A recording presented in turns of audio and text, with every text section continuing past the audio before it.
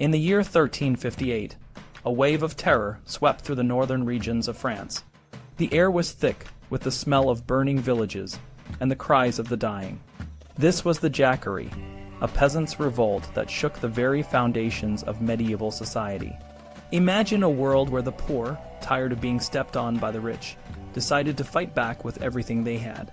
It was a time of chaos, bloodshed, and a desperate struggle for power. The Jacquerie began when a man named Guillaume Cale, a commoner from a small village, rallied the peasants to rise up against the nobles. For years, the peasants had suffered under the cruel rule of the nobility, who owned the land and controlled everything. The peasants worked the fields, but they barely had enough to feed their families. They were treated like animals, and their lives were disposable. When the king, Jean II, was captured by the English in the Battle of Poitiers, the nobles became even more corrupt and oppressive. They raised taxes, seized land, and showed no mercy to the poor. The peasants had reached their breaking point, and they were ready to fight. Cale's hope was to win the support of the towns in a joint action against the nobles. It was here that the two movements, the peasants and the bourgeoisie, the middle class, came together.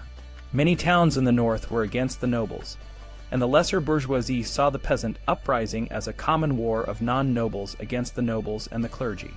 Towns like Senlis and Beauvais, where radical groups known as the Red and Blue Hoods were dominant, acted in solidarity with the peasants.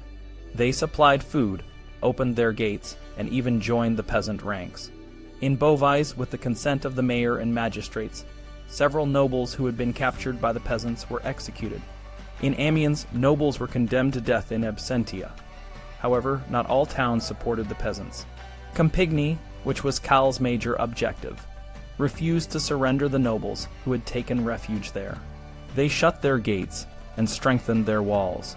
In Caen, an agitator for the peasants, who wore a miniature plough pinned to his hat, tried to rally the townspeople but failed to gain any support. He was later killed by 3 townsmen whom he had insulted. As the revolt spread, individual bourgeois like butchers, coopers, carters, and even priests and royal officers became accomplices of the peasants, especially in the looting of property. Some nobles also joined the peasants, but it's unclear whether they did so out of belief, opportunity for loot, excitement, or because they were forced to. The peasants lacked military leaders, and those who claimed to lead them often said they were forced into service to save their lives. The violence was intense and brutal. At Verberie, a captain who had captured a squire and his family tried to prevent the townspeople from killing the squire, but the mob ignored his pleas and beheaded the squire on the spot. The peasants, when asked why they were doing these things, said they wanted to destroy all the nobles and gentry in the world so that there would be none left. This terrified the nobles, who felt the hot breath of annihilation. They sent for help from their allies in Flanders, Hainault, and Brabant. The Jacquerie also affected the political struggles in Paris. Etienne Marcel, the provost of the merchants, saw an opportunity to use the peasants' revolt to his advantage. He organized a band of peasants to attack the estates of the hated royal councillors. The properties of the king's chamberlain, Pierre d'Orgemont, and other corrupt officials were sacked and destroyed. The peasants even forced one of these officials, Robert Dolores, to take an oath disowning the nobility and swearing loyalty to the Commune of Paris. The next target was the royal family at Meaux. The combined force of peasants and bourgeois, numbering around 9,000, reached Meaux on June 9, intent on causing chaos.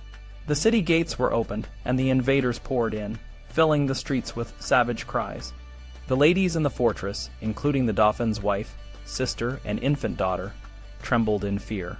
But just as the peasants were about to wreak havoc, a pair of knights, the Captal de Butch and Gaston Phobos, Count of Foix, arrived to save the day. Despite their small number, they charged the peasants, cutting them down and forcing them to retreat. The knights then turned their fury on the town, pillaging and burning it to the ground. The mayor was hanged, and many citizens were massacred or burned alive in their homes. Meaux burned for 2 weeks and was later condemned as an independent commune. The fall of Meaux marked a turning point. Encouraged by this victory, the nobles in the region joined in the suppression of the Jacquerie. They wreaked havoc on the surrounding countryside, causing more damage to France than the English had. Charles of Navarre led the counterattack in Picardy and the Beauvais region.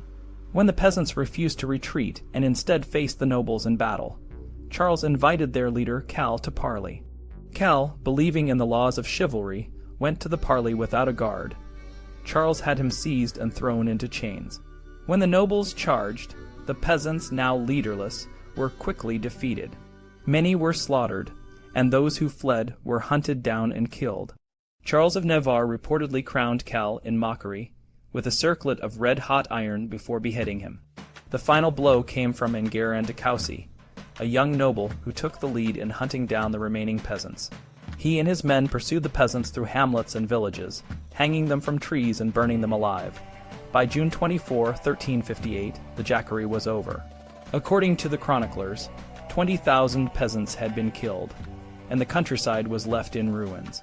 The Jacquerie lasted less than a month, but its impact was profound. It showed the power of the common people when they united against their oppressors, but it also revealed the brutal reprisals that followed. The nobles, driven by revenge, let their desire for bloodshed take precedence over their own self-interest. The shortage of labor after the Black Death had already made the peasants more valuable, but the nobles chose to punish them instead of recognizing their worth. In Paris, the political situation came to a head. Marcel, who had lost the support of the upper bourgeoisie in many towns, was reduced to relying on armed force.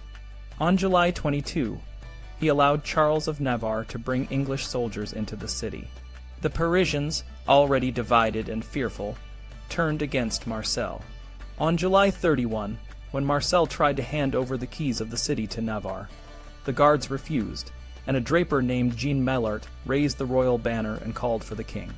Marcel was attacked and killed, and his supporters were murdered and left naked in the streets.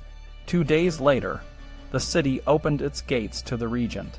The Jacquerie was a short but violent uprising that exposed the deep divisions in medieval French society.